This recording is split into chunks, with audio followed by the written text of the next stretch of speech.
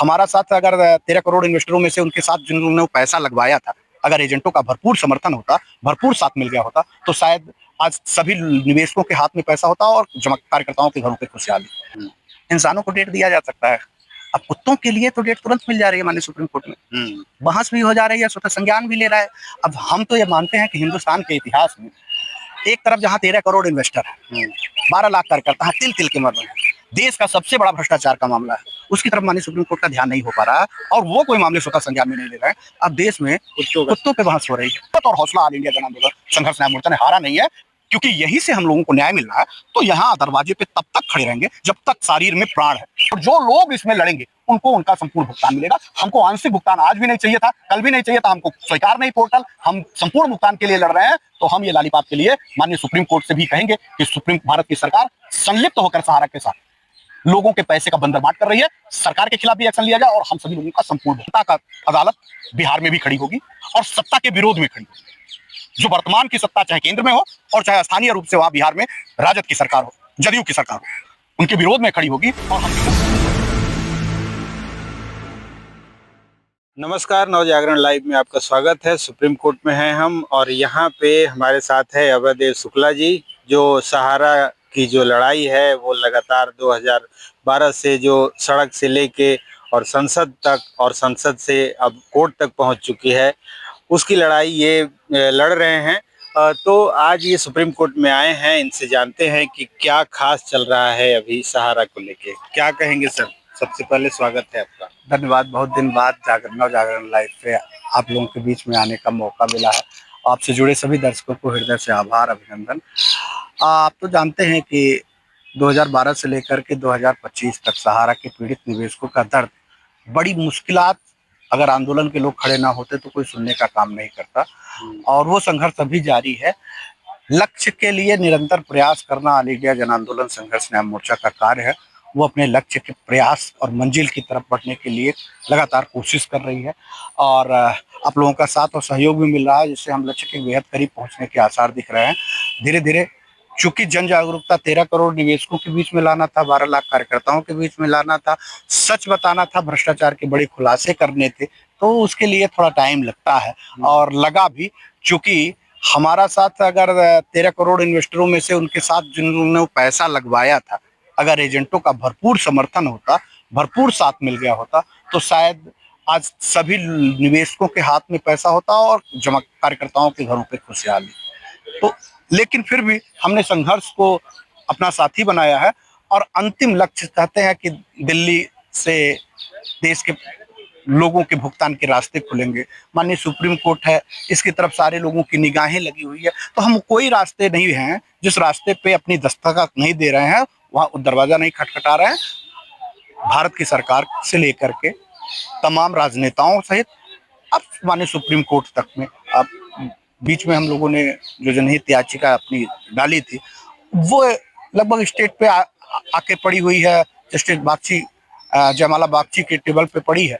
उसमें कुछ कागजी फॉर्मेलिटीज है, उसको पूरा कराने के लिए जो कानूनी तौर पे जिनका काम वकीलों का है, उनके वकीलों में जो डॉक्यूमेंट्स मांगे गए हैं, जो व्यवस्थाएं हमसे चाहिए, हम लोग वो प्रयास करके उनको देने की तैयारी भी कर रहे हैं। और एक नई आईए के साथ भी हम लोग आ रहे हैं, कुछ नई आईए भी हम लोग अलग अलग तरीके से जो है अलग अलग ग्राउंड बना करके, उस ग्राउंड में अगर सीआरसीएस है तो उसके ग्राउंड पे, फिर अगर सहारा के क्यूसाप में लोगों का पैसा फंसा है उसका ग्राउंड पे, लोगों की डेथ मेच्योरिटी आज पड़ी हुई है काफी दिनों से, डेथ मेच्योरिटी का कोई पुरसहाल लेने वाला नहीं है, आखिर उनको कैसे पैसा मिलेगा उनकी तरफ से। इन सभी का समावेश करके हम एक नई आईए भी लगाने की तैयारी करने आए हैं और उसकी ड्राफ्टिंग हो रही है।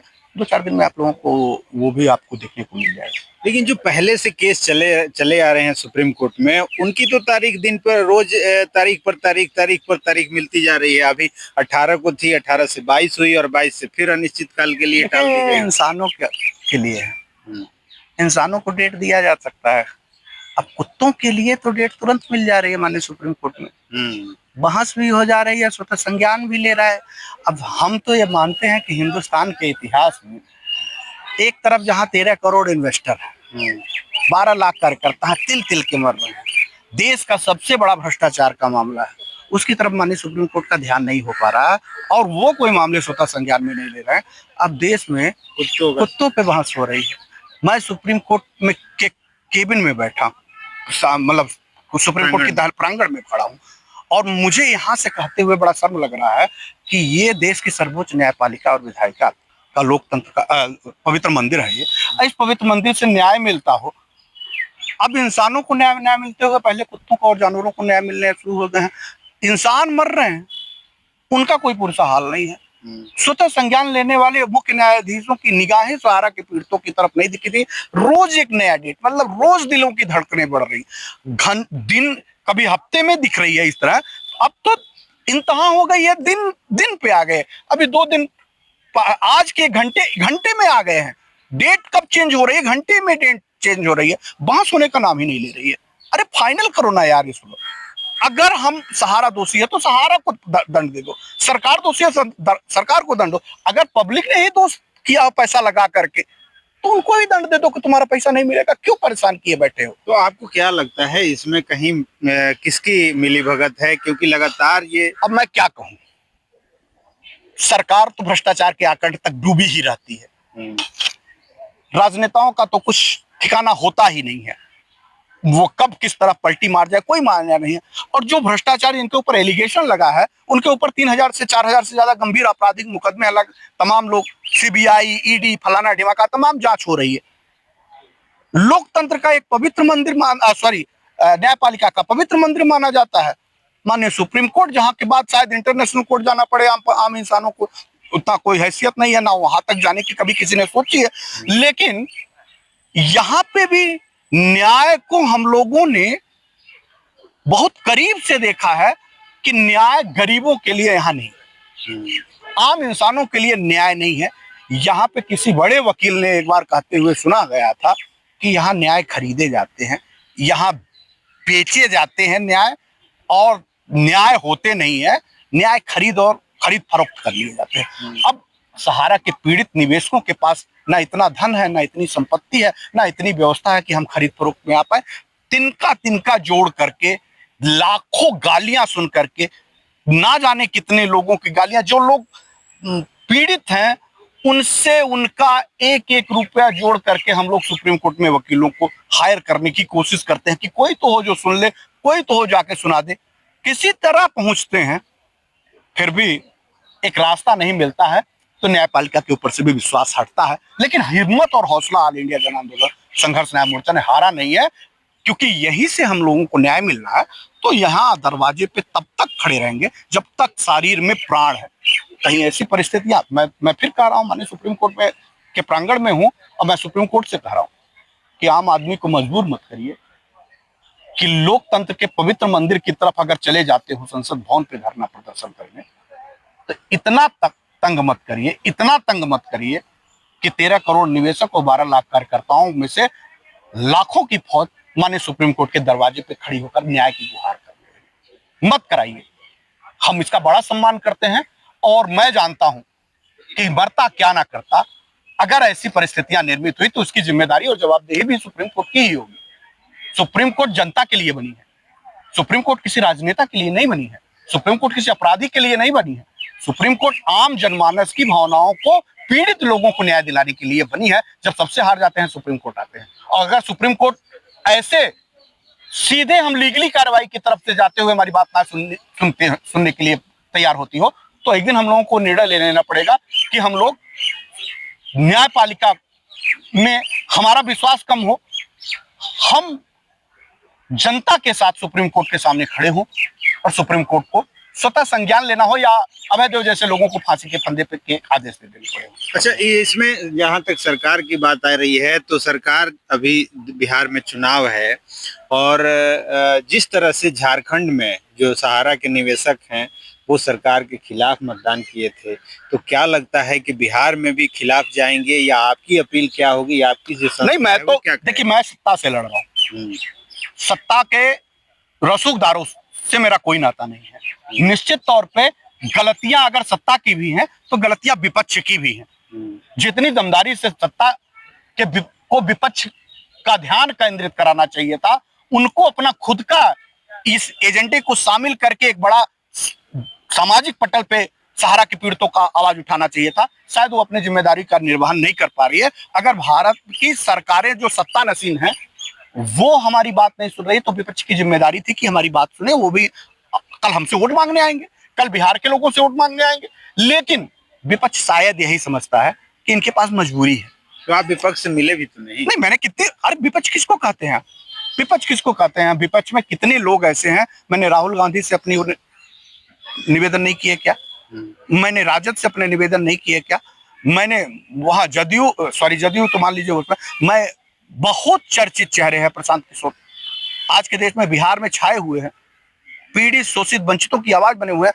हम लोगों की 1.5-2 घंटा की मीटिंग होने के बावजूद भी आज उनके लिए शायद बिहार में सहारा का मुद्दा बन ही नहीं पा रहा है। सारे मुद्दे उनके पास दिखाई दे रहे हैं कि सहारा में लगभग 1 करोड़ से ज्यादा लोग प्रभावित हैं।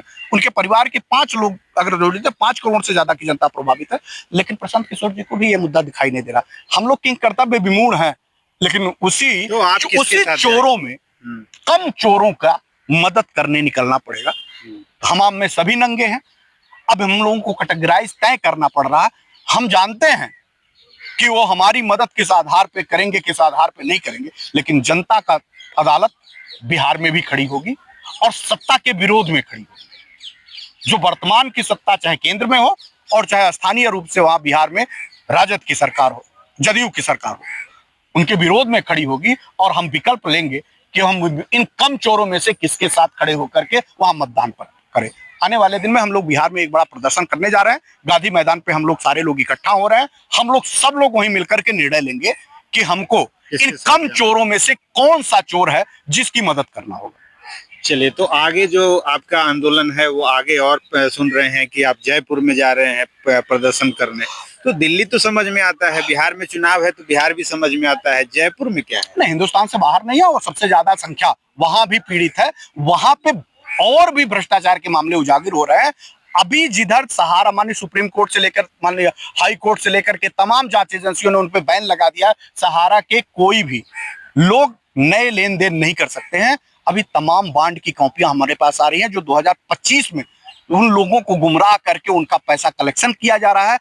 सहारा इंडिया खादी ग्रामोद्योग समिति के नाम पे ले लिया जा रहा है, जबकि ऐसा कोई है ही नहीं। तो ये फ्रॉड, ये फर्जीवाड़ा राजस्थान में बहुत तेजी से फैल रहा है और गरीब लोगों का, पीड़ित लोगों का और शोषण किया जा रहा है। जन जागरूकता का अभियान कराना ऑल इंडिया जन आंदोलन संघर्ष मोर्चा का लक्ष्य है। लोगों को फ्रॉड ना होने पाए, फ्रॉड को रोका जाए, भ्रष्टाचार को रोका जाए, इसके लिए बृहद रूप से जन आंदोलन करती है ऑल इंडिया जन आंदोलन। तो राजस्थान के लोग जो अभी भी गुमराह कर रहे हैं, कुछ उसमें एजेंट शामिल हैं, कुछ सहारा के अधिकारी शामिल हैं, कुछ फ्रेंचाइजी मैनेजर शामिल हैं, ये लोग सुनियोजित एक बी टीम बना करके लोगों को स्थानीय स्तर पर लूट रहे हैं बोले वाले। तो वहां जन जागरूकता करने तैयारी है पूरे के पूरे राजस्थान में। हम लोग जयपुर में एक कार्यक्रम करने जा रहे हैं, उसके बाद वहीं से हम लोग हर जिलेवार कैंप लगाएंगे, प्रचार प्रसार करेंगे, जन जागरूकता फैलाएंगे और भ्रष्टाचार के विरुद्ध सहारा के इन लोगों की कलई खोलते हुए दिखाई दे। चलिए, चलते चलते अब जो मैसेज क्या देना चाहेंगे जो निवेशक हताश और निराश होने की जरूरत नहीं है। हम सब लोगों ने हर दरवाजे खटखटाए हैं सुप्रीम कोर्ट में। हम लोग बहुत जल्द आप लोगों के पक्ष को लड़ते हुए भी दिखाई देंगे और साथ ही साथ सरकार को घेरते हुए। हम लोगों का लक्ष्य है जितनी जल्दी अगर आप लोग मिल करके हम लोगों के साथ खड़े होते थे, तो हमने पहले भी कहा था कि जिस दिन 1 लाख लोग एक जगह खड़े हो जाओगे, यह भारत की सरकार और माननीय सुप्रीम कोर्ट को स्वतः आपके संज्ञान में लेकर के आपको निर्णय देना होगा।